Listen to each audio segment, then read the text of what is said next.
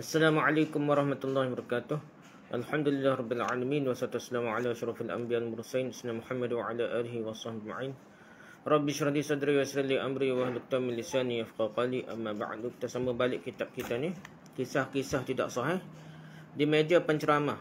Mengkaji bukan untuk merendahkan tapi demi kebenaran dan keyakinan. Oleh Ustaz Zul Khair Imam Anwar. Kita masuk ke bab ke kisah 8, kisah ke-8. Kisah Hindun melapah hati Hamzah. Kisah Hindun melapah hati Hamzah. Lepas tu rujuk ke dia. Ini panjang sikit ni. Antara artikel terpenting yang membahaskan perkara ini ialah tulisan Abu Bakar Al-Asari dalam Izahah Al-Ghummah fi bayan da'fi Kisah Aklul Hindun min Kabdi Hamzah, dan tulisan Maulana Muhammad Asri Yusuf dalam buku beliau Ibn Ishaq peranannya dalam penyebaran faham Syiah di kalangan ummah. Dua kitab ni nah. Hak Arab ada, hak Maulana Asri pada hak Malaysia nah. Okey, pendahuluan dah. Hindun ialah isteri Abu Sufyan radhiyallahu anhu. Tu Hindun ni isteri pada Abu Sufyan, mak kepada Muawiyah lah.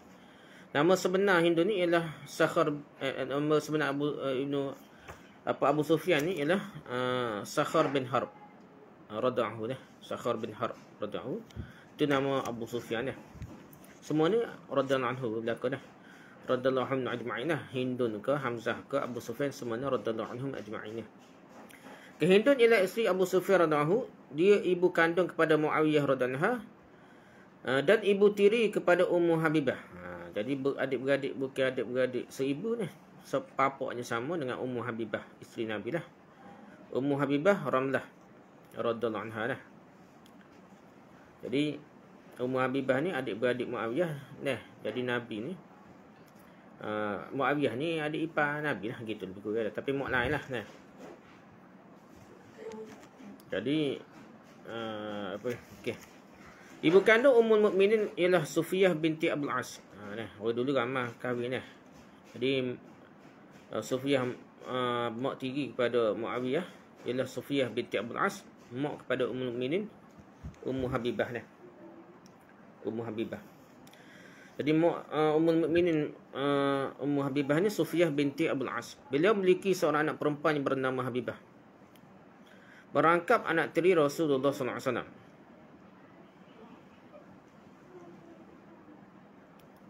Apa dia? Anak tiri Rasulullah. Terdapat fakta mendakwa bahawa suaminya Ubaidullah bin Jahsy telah murtad ketika berhijrah ke Habsyah. Maklumat tersebut telah dipertikaikan oleh beberapa pengkaji termasuklah Dr. Muhammad bin Abdullah Al-Usan dalam kitab Masya'a walam yathbut fi sirah. Ini pun mana asli kritik juga. Jadi Ubaidullah bin Jahsy ni dikatakan dia suami kepada Ummu Habibah. Lepas tu dia meninggal dunia, dikatakan murtad lah, cerita-cerita tambah lah. Dia meninggal dunia tu betul murtad tu. Sebabnya tidak ada riwayat yang sahih lah. Tidak geger nah. Mesti geger tiba-tiba. Dicerita ke orang dah. Dari suami kepada Ummu Habibah ni, Ubaidullah bin Jahsy ni kawan rapat lah, sahabat yang rapat dengan Nabi. Cakap murtad dah. Cerita-cerita ni tidak boleh dengar. Kalau tidak kuat sanad dia tak boleh pakar. Jadi dikatakan Ubaidullah bin Jahsy murtad tu tak betul lah. Tak betul dah. Tu cerita karut Syiah, dun susu Syiah juga. Okey, tak apalah. Okey, lepas tu nama penuh beliau ialah Hindun binti Utbah bin Rabi'ah bin Abdul Syams. Kata cerita lapah hati Hamzah ni, mak kepada Muawiyah ni. Nama sebenarnya Hindun binti Utbah bin Rabi'ah bin Abdul Syams. Beliau telah memeluk Islam ketika Fathu Mekah, pembukaan kota Mekah. Itu satu riwayat. Ada hak betulnya sebelum tu lagi dah. Dan terlibat dalam perang Yarmuk. Dia pergi kot dah, lebih perempuan. Sebelum berkahwin dengan Abu Sufyan radhiyallahu anhu, beliau pernah berkahwin dengan Hafs bin Al-Mughirah, iaitu bapa saudara kepada Khalid bin Al-Walid. Bapa saudara kepada Khalid bin Al-Walid, Hafs bin Al-Mughirah, tu tak lelaki dulu dah. Suami dulu. Beliau adalah salah seorang wanita Quraisy yang berwibawa dan cerdik. Jadi dia ni orang cerdik lah. Cerdik. Selain itu, beliau juga mempunyai hubungan saudara dengan Rasulullah SAW. Ada tali darah juga dah. Hindun merupakan ibu mertua tiri baginda SAW. Hasil perkawinan baginda SAW dengan anak tiri beliau, Ummul Mukminin Ramlah Ummu Habibah, Ramlah nama sebenar, namanya Ramlah lah nama sebenarnya. Ummu Habibah tu gelar dia dah, kunyah dia. Jadi tok tua lah, tok tua tiri Nabi dah. Jangan nak kata berat dah dengan pasal tok tua Nabi ni. Baginda sallallahu alaihi wasallam dengan anak tiri beliau Ummul Mukminin Habibah lah. Okey. Di samping itu Hindu ialah ibu saudara Sabit kepada Khalid bin Al-Walid radhiyallahu anhu. Jadi mak saudara Sabit ni, Khalid Al-Walid. Rasulullah SAW juga adalah bapa saudara Sabit kepada Khalid. Bapa saudara Sabit juga dah. Hasil dan Khalid hasil perkahwinan baginda dengan ibu saudara Khalid, iaitu Ummul Mukminin Maimunah pula dah. Ikat kau tu pula. Jadi kait belaka lah. Ada rapat-rapat belaka dia. Dah saudara-saudari kata dah. Jadi Maimunah tu, bin isteri Nabi tu, mak saudara Khalid pula dah. Okey, rujukan dia. Ibu Khalid Al-Walid bernama Lubabah As-Sughra binti Al-Harith bin Hazan Al-Hilaliyah. Adik kepada Ummul Fadl Lubabah Al-Kubra yang merupakan ibu kepada Abdullah bin Abbas radhiyallahu anhu dan kakak kepada Ummul Mukminin Maimunah radhiyallahu anha. Itulah hikayatnya. Mak kepada Abdullah bin Abbas pula dah. Adik-beradik ke. Nah. Jadi adik-beradik. Gitulah. Abbas tu saudara Nabi sungguh dah. Jadi mak dia tu Sabit. Lain dia daga boleh tu dah ikat situ dah. Terdapat satu kontroversi yang besar berkenaan beliau lah. Beliau dikatakan sangat bermusuhan dengan Sayyidina Hamzah bin Abdul Muttalib radhiyallahu anhu. Dia dianggap sebagai dalang kepada kematian beberapa ahli keluarganya dalam perang Badar. Cerita dia lah. Beliau mengambil keputusan untuk membalas dendam dalam perang Uhud. Selepas Hamzah radhiyallahu anhu mati dibunuh Wahsi, hamba hitam tu dah. Beliau bukan hamba kepada Hindu pun, hamba orang lain dah. Beliau menuju ke arah jenazah Hamzah radhiyallahu anhu. Hindu ni katakan lagi membelah perut Hamzah ni tak. Melapah hatinya dan memamahnya, namun meluahkannya kembali, luat kembali dah. Persoalan dibincangkan ialah sejauh manakah kebenaran kisah Hindun berbuat demikian kepada jenazah Sayyidina Hamzah radhiyallahu anhu. Nak tahu kuat setam mana dah. Okey, sumber kisah. Terdapat berapa riwayat daripada beberapa orang ulama yang menghuraikan tentang kisah ini dah. Antaranya ialah seperti berikut. Ini kitab-kitab cerita kisah ni lah. Pertama, Imam Ahmad bin Hanbal dalam Musnad. Kuat sekali lah ni. Jadi dalam Musnad Imam Ahmad ada dah. Musnad Imam Ahmad ada. Rujuk dia beri islamweb.net hadis. Ni rujuk internet dah. Lepas tu dalam Ibn Ishaq dalam surah An-Nabawiyahnya, dan Ibn Katsir dalam Bidayah wa Nihayah. Muhammad Ibn Ishaq, surah Ibn Ishaq tanpa tempat, tanpa tahun lah. Nombor 516 muka surat 312. Lepas tu Ibn Katsir dalam Bidayah wa Nihayah, Ismail bin Umar bin Katsir, Al-Bidayah wa Nihayah, Tahqiq Ahmad Jad, Al-Qahirah, Darul Hadis 2006, jilid 4 muka surat 42 hingga 48 lah. Lepas tu Ibn Abi Syaibah dalam Musannaf Ibn Abi Syaibah, Kitab Al-Maghazi. Abu Bakar Abdullah bin Muhammad bin Abi Syaibah, Musannaf, Tahqiq Muhammad Abdul Salim Syahin, Beirut Darul Kutub Ilmiah 2005, Kitab Al-Maghazi, Bab Hadza Ma Hafiza, Abu Bakar fi Uhud Ma Ja'a Fiha, nombor 3.733. Lepas tu Musa bin Uqbah, wafat 141 Hijrah dalam Al-Maghazi. Musa bin Uqbah Al-Maghazi, Tahqiq Muhammad Baqish Abu Malik, tanpa tempat tahun 1994, bab Ghuzwah Uhud tahun muka surat 190. Jadi kuat jugalah, banyak ni tak. Musa bin Uqbah perkara cerita. Al-Bahaqi wafat 448 Hijrah dalam Dalailun Nubuwah. Dalailun Nubuwah.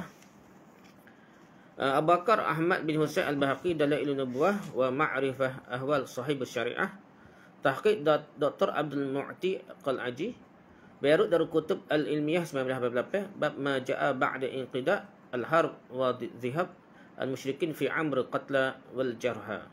Jilid 3 muka surat 282 hingga 282 dah. 282 lah muka surat 282. Okey, lepas tu Al-Waqidi dah dalam Maghazali Waqidi ni. Ni wajib ni beratlah tak. Rujuk boleh rujuk di sini antaranya Majlis Al-Lukah ni. Okey, riwayat pertama dia.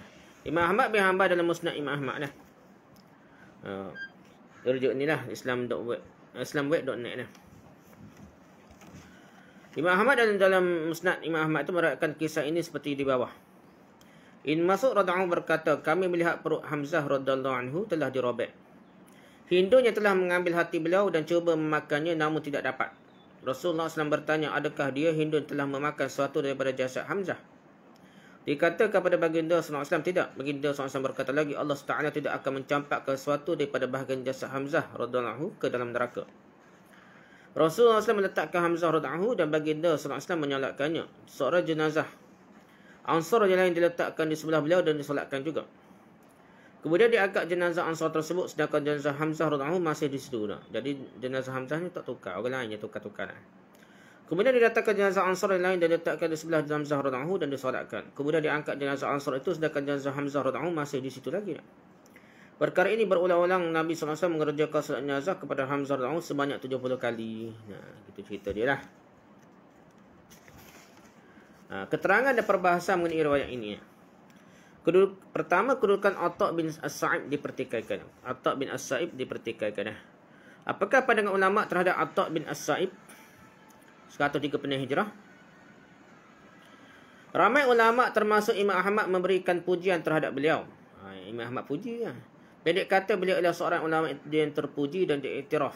Namun terdapat dua perkara yang menimbulkan keraguan ulama tentangnya. Pertama, beliau dikatakan sudah banyak terlupa di saat akhir kehidupannya sehingga sukar dikenal pasti hadis beliau pada peringkat muda dengan peringkat tua mana satu dah tukar. Yang kedua, taraf periwayatan Hamad daripada beliau. Yahya bin Sa'id berkata, saya tidak pernah mendengar seorang memberikan komentar terhadap periwayatan lama Atha' bin As-Sa'ib. Periwayatan Sufyan dan Syu'bah daripadanya sahih melainkan dua hadis. Sufyan dan Syu'bah dua je hadis, tapi kalau Atha' bin As-Sa'id tak apalah situ dah. Periwayatan Hamad masalah dia. Sufyan Syu'bah tu boleh dah. Yahya bin Ma'in berkata, Lais bin Abi Sulaim dhaif sebagaimana Atha' bin As-Sa'ib. Dan semua orang mengambil riwayat daripada beliau ada kekeliruan kecuali Syu'bah dan Sufyan ya. Kuat dah. Sufyan dan Syu'bah ni kuat daripada beliau dah. Sahih, tapi daripada orang lain tak tahu dah. Hamad daripada beliau tu tak tahu kuat setahu mana dah. Tu jauh jami Syu'bah dan Sufyan ya.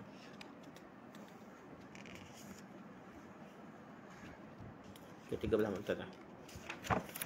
Rujuk Syamsuddin Muhammad bin Ahmad bin Ismail Az-Zahabi Sirah Alam Nubala Tahqiq Syu'ab Arnaud cetakan kedua Beirut Mu'assasah Al-Risalah 1982 jilid 6 muka surat 360 dan Az-Zahabi Sirah Alam Nubala jilid 6 muka surat 361 dah. Itu perbahasanya. Ibn Ali berkata atau ikhtilaf bercampur antara hadis yang kuat dengan yang lemah pada akhir usianya. Sesiapa yang mengambil periwayatan daripadanya pada peringkat awal seperti Ats-Tsauri dan Syu'bah, hadis mereka benar dah. Ats-Tsauri dan Syu'bah dah. Tadi Sufyan dah. Ada Syu'bah tapi ini Ats-Tsauri selagi dah. Siapa yang meriwayatkan daripadanya selepas ikhtilaf lah, selepas bercampur ingat betul salahnya, hadisnya terdapat pertikaian para ulama dah. Rujuk Abu Hamad Abdullah bin Adi Al-Jurjani Al-Kamil fi Du'afa' Rijal Tahqiq Adil Ahmad Abdul Mawjud Ali Muhammad Muawad dan Profesor Dr. Abdul Fattah Abu Sinnah Beirut Darul Kutub Ilmiah tanpa tahun jilid 7 muka 72 hingga 78. Habis itu Ibn Katsir mengkritik sumber yang direkodkan oleh Imam Ahmad. Menurut beliau Ahmad berserangan dalam meriwayatkannya, nasihat lain tak ada, tiba-tiba Imam Ahmad ada dah. Terdapat seorang perawi yang dhaif iaitu Atha' bin As-Sa'ib. Itu kata Ibn Katsir. Apa pula pandangan ulama terhadap periwayatan Hamad bin Salamah daripadanya pula dah. Perlu diingatkan bahawa Hamad bin Salamah adalah orang yang berlainan dengan Hamad bin Zaid. Hamad bin Zaid lain, Hamad bin Salamah lain. Jika periwayatan Hamad bin Zaid ia boleh terima menurut An-Nasa'i dan Yahya bin Sa'id, terdapat dua pandangan ulama ni. Rujuk Al-Zahabi Surah An-Nabala jilid 6 muka 361 hingga 362. Boleh rujuk ke laman web islamqa.info ni.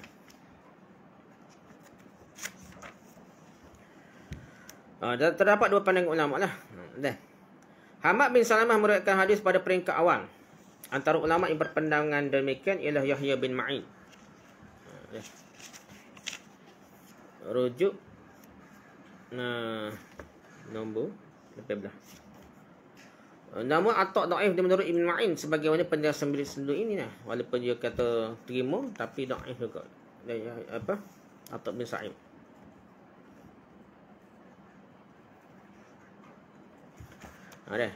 Jadi Hamad bin Salamah okey pun, tak bisa dia dikritik Yahya bin Ma'in.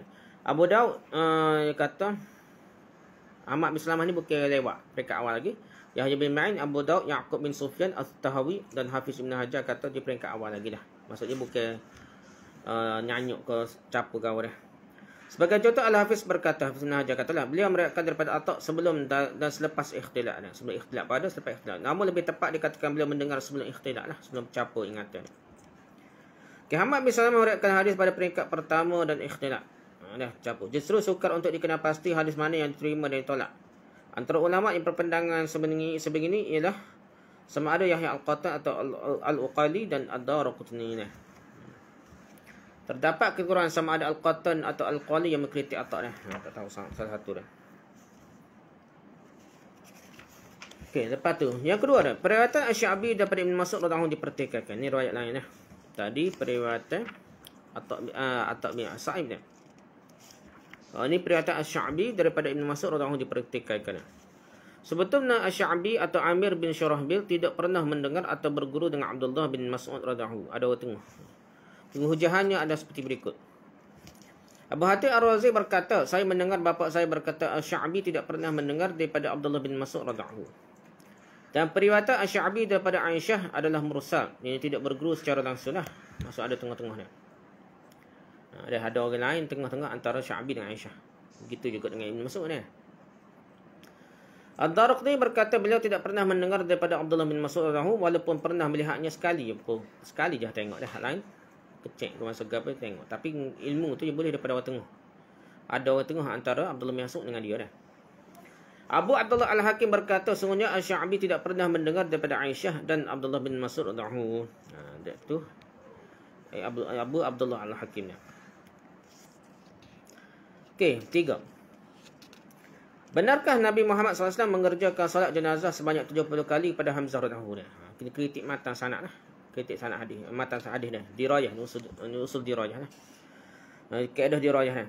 Jika menurut riwayat Ibn Ishaq yang direkod oleh Ibn Katsir, Nabi Muhammad SAW mengerjakan solat jenazah sebanyak 70 rakaat buat bapa saudaranya. Ibn Katsir berkata kisah ini gharib asli dan sanad yang lemah. Tak boleh pakai, mana ada cerita Nabi sembahyang sampai 70 kali ni pelik lah. Dah. Rujuk Ibn Katsir Al-Bidayah Nihayah jilid 4 muka surat 42 dah. Ibn Katsir mendakwa riwayat yang direkodkan oleh Al-Bukhari lebih tepat dalam melaporkan kisah ini ketimbang riwayat tak? Kisah tersebut adalah seperti berikut. Jabir bin Abdullah melaporkan bahawa Rasulullah SAW mengumpulkan dua orang lelaki yang terbunuh dalam perang Uhud dalam satu pakaian. Jadi Nabi kumpul dua orang lelaki tak dalam satu pakaian. Kemudian Nabi Muhammad SAW berkata, siapa yang paling dekat dengan Al-Quran? Apabila sahabat menunjukkan kepada baginda SAW, baginda pun memasukkan jenazah itu terlebih dahulu ke dalam liang lahat. Bukan semaya, masuk dalam liang lahat.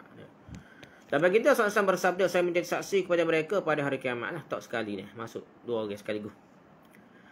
Bukan tu dua orang. Nabi Muhammad SAW memerintahkan agar mereka ditanam dengan darah-darah mereka, tidak disolatkan dan mereka tidak dimandikan. Itu riwayat Bukhari dah. Tak solat, tak mandi dah.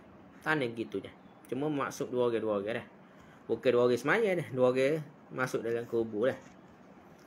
Hadis diriwayatkan oleh Bukhari dalam Sahih Bukhari, Kitab Al-Maghazi, bab man qutila minal muslimin yaumal Uhud, nombor 4009. Juga boleh rujuk Sahih Bukhari, Kitab Al-Janaiz, bab man yuqaddam fil lahad, nombor 1347 dan 1348. Status hadis sahih memang tak payah sebut Sahih Bukhari kan. Okey, riwayat kedua dia Ibn Ishaq dalam Sirah An-Nabawiyah. Ibn Ishaq, Muhammad bin Ishaq, Sirah Ibn Ishaq, nombor 516, muka surat 312 dah. Dan Ibn Katsir dalam Bidayah wa Nihayah dah. Rujuk Ismail bin Umar bin Katsir, Al-Bidayah wa Nihayah, Tahqiq Ahmad Jad Al-Qahirah, Darul Hadis, tahun 2006, jilid 4, muka surat 42 hingga 48 dah. Beriwayatkan kisah ini seperti di bawah ni. Hindun binti Utbah dan wanita-wanita lain bersama beliau sebagaimana dilaporkan oleh Salih bin Kaisan telah mencincang jenazah para sahabat Rasulullah SAW. Katok peracur ni. Ini riwayat kedua ni. Mereka telah memotong hidung-hidung dan telinga-telinga lah. Hindun telah mengambil telinga-telinga dan hidung-hidung mereka untuk dijadikan gelang kaki dan kalung leher. Sapat hat tu nak nguduh hindun ni. Dia telah memberikan kala leher, gelang kaki dan anting-anting kepada Wahsy. Hamba Jubair bin Mut'im. Wahsy ni hamba Jubair bin Mut'im. Dia juga membelah hati Hamzah radhiyallahu anhu dan memakannya namun tidak mampu menelannya. Itu cerita dia. Okey, keterangan dan pembahasan mengenai riwayat ini. Ibn Katsir meriwayatkan peristiwa ini bersumber ke Ibn Ishaq juga dah. Salih bin Kaisan ialah seorang ulama yang terkemuka dan diiktiraf. Namun beliau lahir selepas tahun 70 Hijrah dan meninggal dunia pada tahun 140 Hijrah. Ini bermakna beliau tidak menyaksikan peristiwa itu dengan matanya sendiri. Riwayat ini dinamakan munqati' atau terputus sanad. Mengikut Maulana Asri Yusuf, sebenarnya Salih bin Kaisan tidak pun meriwayatkan kisah ini sebenarnya. Ibn Ishaq sahaja yang mengaitkannya dengan Salih rekor-rekor. Selain dari Ibn Ishaq, tidak ada siapa pun mengambil cerita ini baik daripada Salih bin Kaisan atau orang lain sepanjang pengetahuan sejarah. Salih bin Kaisan mana murid. Tiba-tiba tak ada. Ibn Ishaq seorang dah cerita dah. Di antara sekian ramai anak murid Ibn Ishaq, tidak ada yang meriwayatkan cerita ini daripadanya selain Salamah al-Abrashi. Kemudian tidak ada seorang pun meriwayatkan daripada Salamah al-Abrashi selain Muhammad bin Humaid ar-Razi. Seterusnya tidak ada seorang pun yang meriwayatkan dari Muhammad bin Humaid ar-Razi selain dari Ibn Jarir at-Tabari. Malah beliau turut mengatakan kisah ini sebetulnya tidak diketahui oleh sesiapa pun sebelum tahun 70 Hijrah. Tak tahu cerita ni mana dah.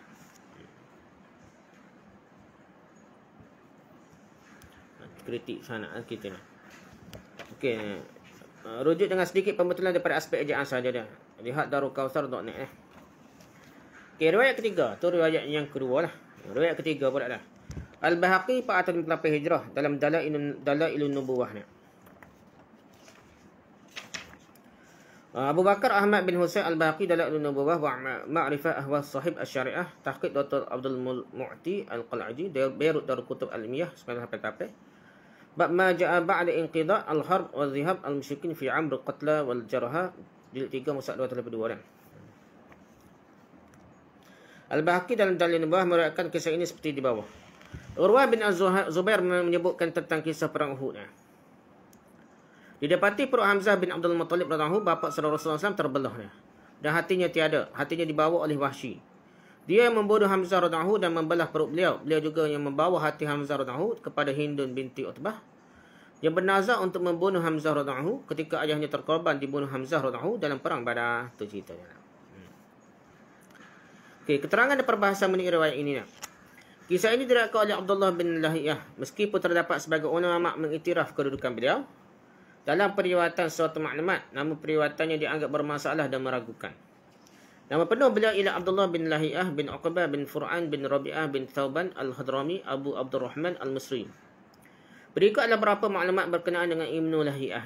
Pertama, Ibn Hibban 304 Hijrah dalam Al-Majruhin menyatakan, Rujuk Abu Hatim Muhammad bin Hibban bin Ahmad At-Tamimi Al-Busti Al-Majruhin minal muhaddisin wal du'afa wal mutrukin tahqiq Mahmud Ibrahim Zahid jilid 2 muka 11 hingga 13. Ibn Hibban dan Majruhin menyatakan beliau memberikan pengenalan ringkas tentang Ibnu Lahiyah terlebih dahulu. Menurut beliau, Abdullah bin Abi Lahiyah bin Uqbah Al-Hadrami Al-Ghafiqi merupakan qadi di Mesir. Gelarannya Abu Abdurrahman. Beliau meriwayatkan hadis daripada Al-Arash dan Abu Az-Zubair, manakala Ibn Mubarak dan Ibn Wahab meriwayatkan hadis daripada beliau. Beliau lahir pada tahun 90 Hijrah dan meninggal dunia pada tahun 174 Hijrah. Daud bin Yazid bin Hatim mengerjakan salat jenazah kepada beliau. Beliau merupakan seorang yang soleh namun banyak melakukan tadlis dengan menggugurkan nama orang-orang yang dhaif sebelum kitabnya terbakar. Kitab-kitab beliau terbakar pada tahun 170 Hijrah, iaitu sebelum 4 tahun kematiannya. Ulama-ulama kami berkata, siapa yang mendengar hadis daripada beliau sebelum kitab-kitab terbakar seperti Abadillah, maklumat mereka sahih. Iaitu Abadillah yang dimasukkan ialah Abdullah bin Mubarak, Abdullah bin Wahab dan Abdullah bin Yazid Al-Muqri. 3 orang ni, Abadillah ni. Maksudnya terima dah. Tapi kalau lepas tu tak terima lah.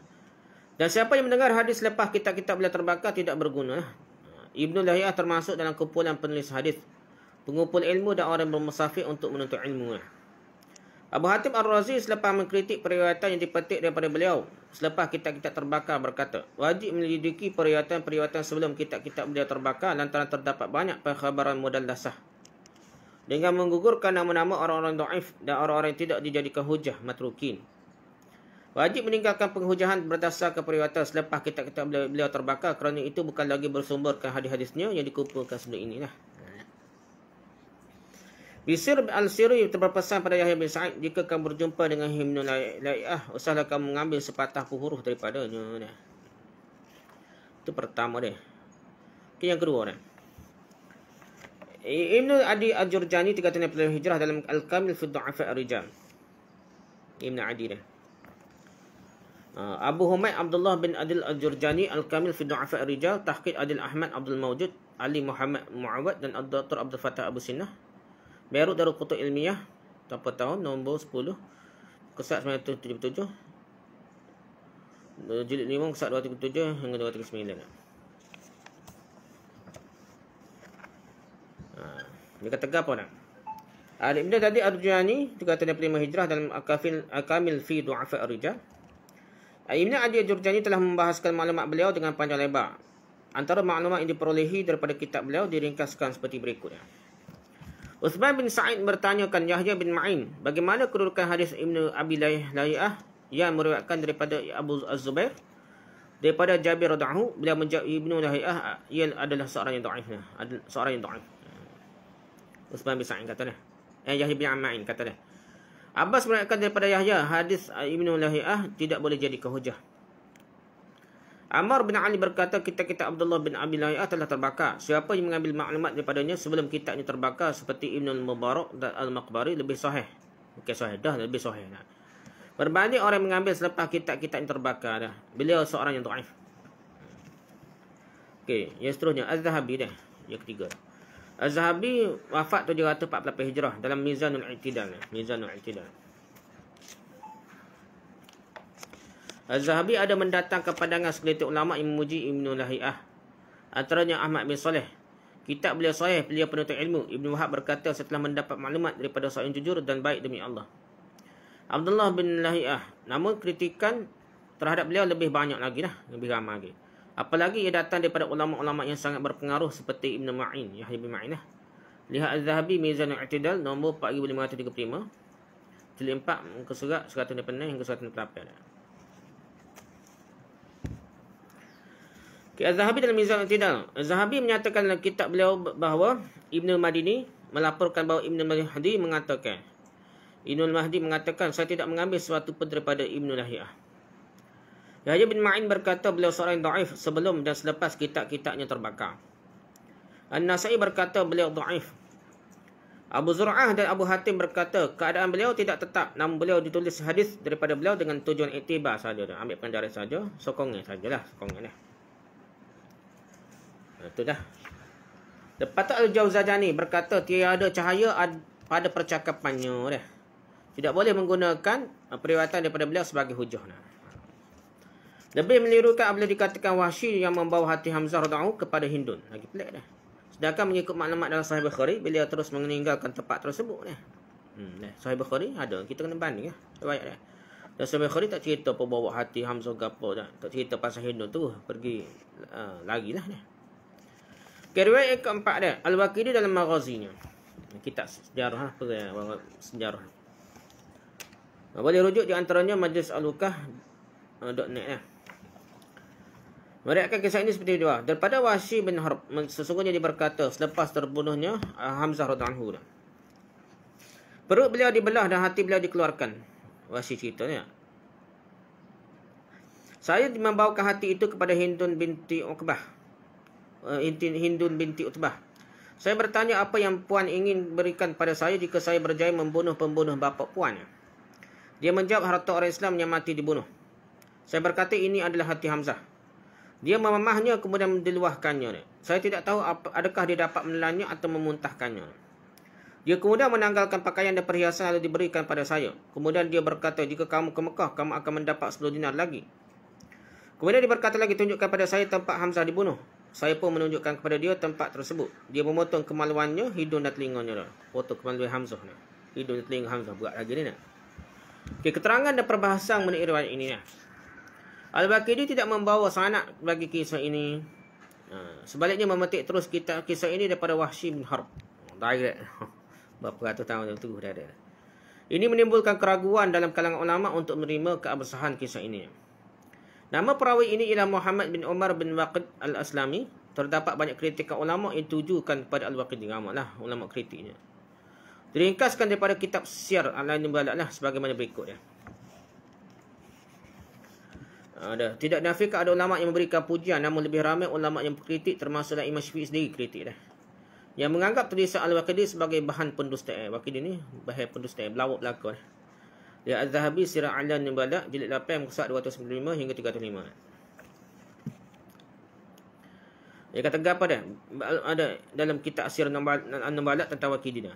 Pertama, Al-Bukhari berkata Ahmad dan Ibn Numair berdiam diri dan meninggalkan periwayatan bersumber ke Al-Waqidi dah. Kata-kata Bukhari sikit istilah itu berat dah. Yang kedua, Muslim berkata hadisnya matruk. Dituduh pendusta lah matruknya. Yang ketiga, An-Nasai berkata beliau tidak siqah. Yang keempat, Abu Dawud As-Sijistani menjelaskan Ali bin Al-Madini mendakwa Al-Waqidi meriwayatkan 30,000 hadis yang bertarikh gharib yang tidak pernah diketahui oleh beliau dah. 30,000 hadis, hak pelik dah. Ganja dah. Dia Abu Dawud pun tak ada dengar, pelik kan dia. Yang kelima, Yahya bin Ma'in berkata Al-Waqidi tiada apa-apa, tidak berguna lah. Yang keenam, Ahmad bin Hanbal berkata Al-Waqidi pendusta kadzab. Imam Ahmad berkata dia kadzab, pendusta besar lah, kadzab. Apa kata ulama mengenai kisah ini ni? Pertama dah, Maulana Asri Yusuf menimbulkan persoalan, kenapa hanya nama Hindu yang disebutkan Ibn Ishaq, sedangkan nama wanita yang lain langsung tidak disentuh? Menurut beliau, daripada segi logiknya, bagaimana Ibn Ishaq hanya nampak Hindun melakukan perbuatan keji ini dan menuding jari kepadanya, sedangkan ramai lagi perempuan yang lain menyertai perang Uhud selain Hindun, seperti berikut. Pertama, Hakim binti Al-Harith bin Hisham. Yang kedua, Barzah, isteri kepada Safwan bin Umayyah. Yang ketiga, Barrah binti Mas'ud bin Amr bin Umair Al-Thaqafiyah, ibu kepada Abdullah bin Safwan. Yang keempat, Muraithah binti Munabbih bin Al-Hajjaj, isteri kepada Amr bin As radhiyallahu dan ibu kepada Abdullah bin Amr bin As. Lepas tu Sulafah binti Sa'ad Khunas binti Malik. Lepas tu yang keenamnya Amrah binti Al-Qamah dan lain-lain amalah. Dalam kesibukan perang dan hingar-bingar kedua-dua pasukan yang berperang itu, bagaimana kelihatan kepada Ibn Ishaq Hindun sedang memakan hati Hamzah radhiyallahu dan menjadikan telinga Hindun dan lain-lain anggota Hamzah radhiyallahu sebagai gelang kakinya.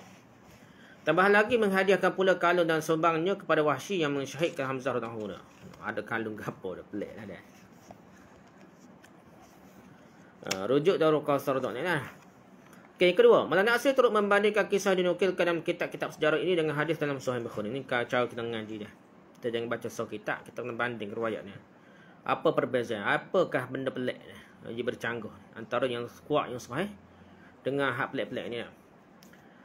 Dari Sahih Bukhari katakan pada Umayyah Ad-Damri berkata, saya berangkat untuk satu perjalanan bersama Ubaidullah bin Adi bin Al-Khiyar. Apabila kami sampai di Hims, Ubaidullah bin Adi bertanya kepada saya, maukah kamu berjumpa dengan Wahsy radhiyallahu anhu? Boleh kita tanya kepadanya tentang pembunuhan Hamzah radhiyallahu? Saya berkata tentu sekali. Wahsy radhiyallahu menetap di Hims di Syria telah tempat pergi dia. Kami bertanya seorang lokasi rumahnya. Orang itu menceritakan itu dia Wahsy radhiyallahu sedang duduk di bawah naungan bayang rumahnya.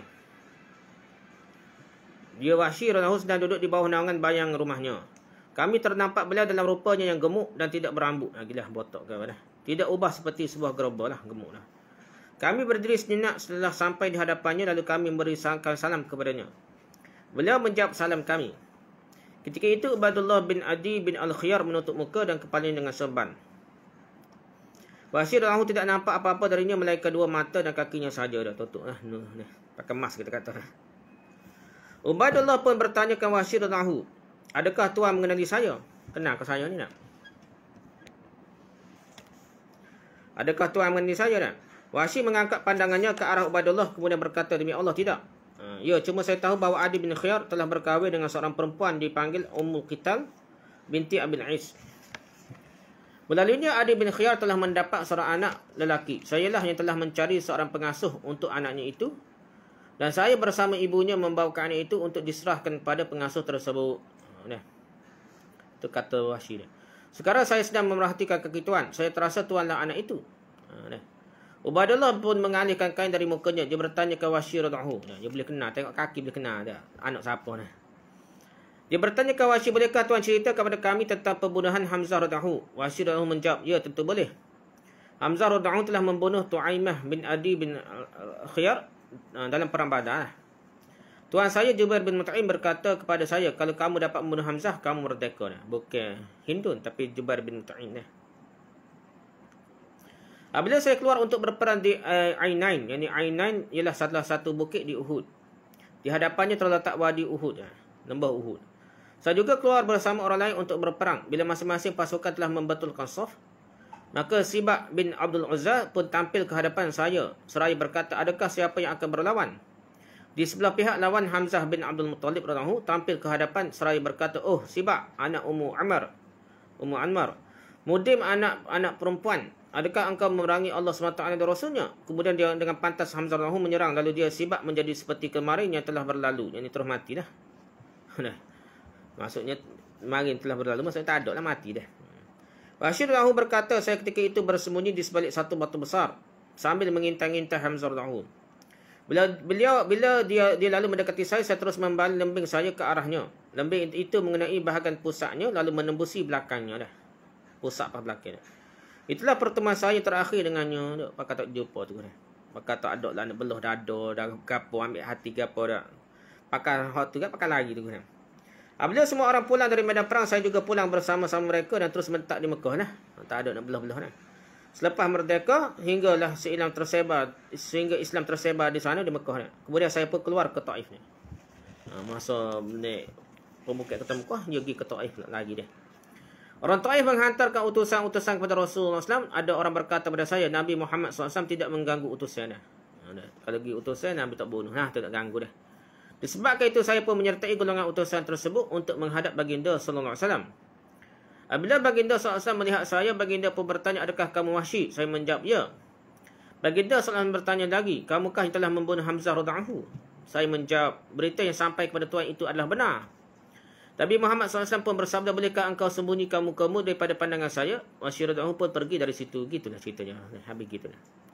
Selepas kewafatan Rasulullah SAW, Musailamah Al-Kadzab memberontak. Saya berfikir dalam hati saya bahawa seharusnya saya keluar untuk menentang Musailamah Al-Kadzab ni. Nabi palsu dah. Boleh jadi saya akan membunuhnya, dengan itu terbayarlah pembunuhan Hamzah radhiyallahu oleh saya. Dia rasa bersalah dosa bunuh Hamzah, pak saudara Nabi. Kalau dia bunuh Musailamah ni sebagai gantilah dia dah. Penembus dosa dia dah, kesilapan dia. Selepas terfikir begitu, saya pun keluar bersama-sama orang ramai untuk berperang. Tiba-tiba dalam perang saya ternampak seorang sedang berdiri di celah-celah tembok dah. Dia kelihatan seperti unta yang kehitaman warnanya hitam ni, unta yang kehitaman kuduh dia dah. Rambutnya berselerak dah. Saya lepaskan lembing saya ke arahnya dan tepat mengenai dadanya sehingga menembusi belakangnya. Jadi dia ni bisa bak orang negeri ni bisa bak lembingnya. Selepas itu tampil seorang Ansar Madinah lalu menetap kepalanya dah. Lepas kena tikai dah, ada seorang lagi. Tekak dia dah. Abdullah bin Al-Fadl melaporkan bahawa Sulaiman bin Yasar melaporkan kepada saya bahawa beliau mendengar Ibnu Umar berkata, seorang perempuan yang ketika itu berdiri di atas bubur rumah lantas berteriak mengatakan, demi Amirul Mukminin Musailamah Al-Kadzab lah. Dia telah dibunuh oleh budak Habsyi dia. Oleh Wahsy dah. Hadis diriwayatkan oleh Bukhari dalam Sahih Al-Bukhari Kitab Al-Maghazi bab qatl Hamzah bin Abdul Muttalib radhiyallahu anhu nombor 4072, status hadis sahih lah. Okey, Maulana Asri Yusof kemudian membuat beberapa kesimpulan. Diringkaskan. Pertama, Maulana mempertikaikan hubungan kait antara Wahsy radhiyallahu anhu dengan Hindun. Tak ada kaitan langsung dah. Bila ceritanya Sahih Bukhari tak cerita lah, tak ada sebut langsung dah. Terdapat riwayat yang menunjukkan Hindun memberikan pelbagai hadiah kepada beliau, sedangkan menurut Sahih Al-Bukhari, Wahsy radhiyallahu anhu menceritakan beliau hanya mendapat hadiah kemerdekaan daripada tuannya Jubair bin Mut'im tu lah. Tak ada kaitan dengan Hindun. Jubair bin Mut'im jatuh dia apa kaitan dengan Hindun lah.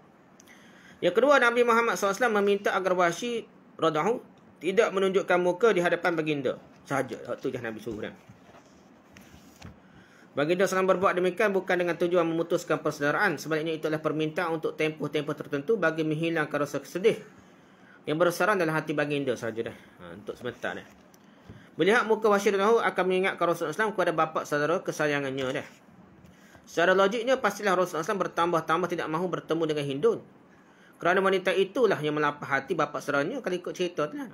Satu jenazah yang jauh lebih teruk dan lebih sadis daripada Wahsy ni. Namun fakta menunjukkan Nabi Muhammad SAW memberikan layanan yang baik, yang istimewa kepada ibu mertua tirinya.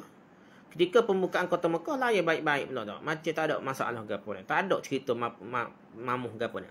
Jadi benarkah Hindu melapah hati Hamzah radhiyallahu anhu? Tak ada cerita, tak timbul cerita sikit abu ni. Rujuk Darul Kausar tu ni. Selain daripada rumusan dikemukakan oleh Maulana Asri, terdapat satu lagi kekeliruan yang diperlu dijelaskan lagi. Siapakah yang menyaksikan peristiwa tersebut dan menyampaikan kepada kita semua ni? Jika ada sahabat yang menyaksikannya, kenapa sahabat itu tidak bertindak untuk mempertahankan maruah jenazah syuhada, apatah lagi jenazah Hamzah radhiyallahu anhu? Lepas pergi tu bukan. Tu dah. Jadi dalam keadaan hingga bingar tu dah nak belah-belah dada pun tak ada dah. Jadi nak ambil tu jadi mesti hati dah. Tak ada cerita pula dah. Ketiga, terdapat riwayat lain yang berkaitan dengan kematian Hamzah bin Abdul Muttalib radhiyallahu yang disampaikan oleh Al-Baihaqi dalam As-Sunan Al-Kubra dan At-Tabrani dalam Mu'jam Al-Kabir. Menurut Al-Baihaqi, Abu Tahir Al-Faqih melaporkan kepada kami bahawa Abu Bakar Al-Qattan melaporkan kepada kami bahawa Abul Azhar melaporkan kepada kami bahawa Khalid bin Makhlad Al-Fatwani melaporkan kepada kami bahawa Abdul Rahman bin Abdul Aziz Al-Ansari melaporkan kepada kami bahawa Az-Zuhri melaporkan kepada saya daripada Abdul Rahman bin Ka'ab bin Malik daripada bapaknya Ka'ab bin Malik radhiyallahu anhu. Sesungguhnya Rasulullah SAW berkata ketika perang Uhud, siapa yang melihat tempat Hamzah radhiyallahu anhu dibunuh? Nabi tanya dah. Seorang lelaki berkata, saya yang melihatnya. Nabi Muhammad SAW berkata, mari kita berangkat, tunjukkan pada saya tempatnya dah.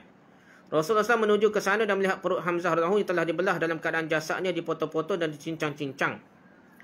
Lelaki itu berkata, wahai Rasulullah, demi Allah, bila telah diperlakukan sebegini rupa. Rasulullah SAW tidak sanggup melihat keadaan jenazah Hamzah radhiyallahu anhu.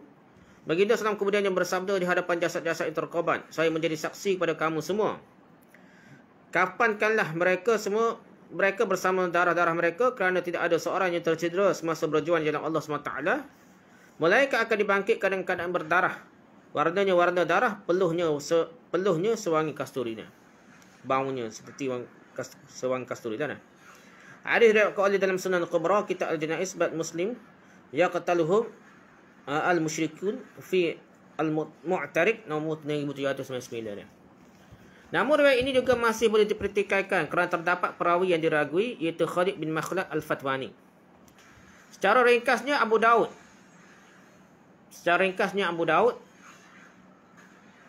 mengatakan beliau ada unsur Syiah. Ahmad bin Hanbal dan Ibn Adi menyatakan beliau ada meriwayatkan hadis-hadis yang mungkar. Tidak dinafikan bahawa Al-Bukhari turut meriwayatkan hadis daripada beliau. Apa-apa pun Bukhari ada riwayat dia. Al-Bukhari ada meriwayatkan hadis daripada orang Syiah dengan membezakan antara Syiah dengan Rafidah. Namun setelah melalui tapisan yang sangat ketatlah. Antara kitab yang membicarakan perkara ini bertajuk Manhaj Al-Imam Bukhari fi Riwayah Anil Mubtadi'ah min Khidal Al-Jami' As-Sahih. Asyiah Ana Muzajana oleh Karimah Saudani yang telah diterbitkan oleh Maktabat Al-Rushd di Riyadh, dan kitab Manhaj Al-Imam Bukhari wa Muslim fi Riwayah An Rijal Syiah fi Sahihaihima oleh Muhammad Khalifah As-Sar yang telah diterbitkan oleh Jami'ah Al-Bait pada tahun 2002. Ini ada kitab khusus dah. Nak faham macam mana Imam Bukhari ambil perawi ahli bid'ah. Yang keempat dah, jika diperhatikan kepada hadis yang diriwayatkan berkenaan Abdul Rahman bin Auf radhiyallahu, tidak pula disebutkan kewafatan Hamzah radhiyallahu seteruk yang digambarkan. Hadis tersebut adalah seperti berikutnya. Daripada bapaknya Ibrahim berkata, sungguhnya Abdul Rahman bin Auf radhiyallahu dibawakan makanan untuk berbuka puasa ketika beliau berpuasa. Beliau berkata, Mus'ab bin Umar radhiyallahu telah mati dibunuh. Beliau lebih baik daripada saya. Beliau dikapankan dalam satu kain. Sekiranya tutup kepala akan tampak kakinya, dan jika ditutupkan kakinya nampaklah kepalanya. Saya perawi melihat beliau berkata lagi, Hamzah radhiyallahu juga dibunuh. Beliau lebih baik daripada saya. Kemudian kita dihidangkan dengan dunia, atau katanya kami diberikan kenikmatan dunia.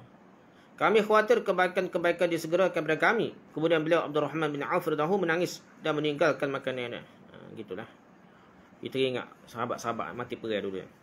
Hadis riwayat oleh Bukhari dalam Sahih Al-Bukhari, Kitab Al-Janaiz bab idza lam yujad illa thawbun wahid, nombor 1275, status hadis sahih. Mus'ab bin Umair dan Hamzah ni mati peringkat awal dah. Okay, Ibn Hajar Asqalani menjelaskan Hamzah radhiyallahu turut dikafankan sebagaimana Mus'ab bin Umair radhiyallahu dikafankan. Tidak boleh dinyatakan kematian Hamzah radhiyallahu secara tragis. Dalam keadaan perut terbelah dan cincang-cincang tidak ada dah. Di sini kita dapat lihat persamaan antara riwayat ini dengan periwayatan Wahsy radhiyallahu yang sahih Bukhari, yang hanya melaporkan kematian Hamzah radhiyallahu dalam keadaan tidak apa-apakan jenazahnya. Pakai terus lagi dah, pakai klik teguh dah. Namun tetap ada ulama yang menggunakan hujah Al-Bahaqi dalam Sunan Kubra untuk menyatakan perut Hamzah radhiyallahu dibelah dan jenazah dicincang lah, tanpa disebutkan hatinya telah dilapah oleh Hindun binti Utbah. Tak ada pula sebut Hindun binti Utbah lapah hatinya. Itu cerita dah. Okay, kelima, dikatakan apabila Rasulullah SAW melihat jenazah Hamzah radhiyallahu dalam keadaan yang begitu menyedihkan, baginda bersumpah ingin membalas dendam. Nama Allah SWT menurunkan ayat 106 dan hingga 107 surah An-Nahl untuk meminta baginda SAW supaya bersabar. Namun Ibn Katsir memberikan komentar. Ini adalah ayat Makkiyah di Mekah. Sedangkan perang Uhud berlaku 3 tahun selepas hijrah. Bagaimana boleh dikaitkan pula dengan ayat ini? Tak ada kaitan tak. Kita kena kritik macam Ibn Katsir ni.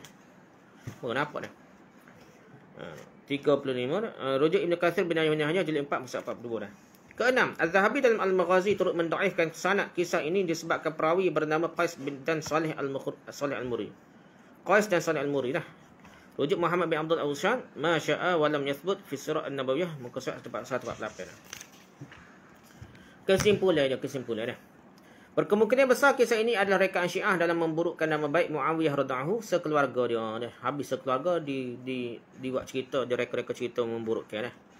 Sejarah telah mencatatkan bahawa Muawiyah sangatlah berjasa besar dalam menyelamatkan kepimpinan Islam di bawah kepimpinan Uthman radhiyallahu dan Ali radhiyallahu anhu, sehingga menyukarkan pakatan musuh untuk menjatuhkan kerajaan Islam ketika itu. Jadi Muawiyah ni benteng kuat, walaupun dia nampak macam perang dengan Ali, tapi dialah menyebabkan pemberontak ni tidak boleh naik dah.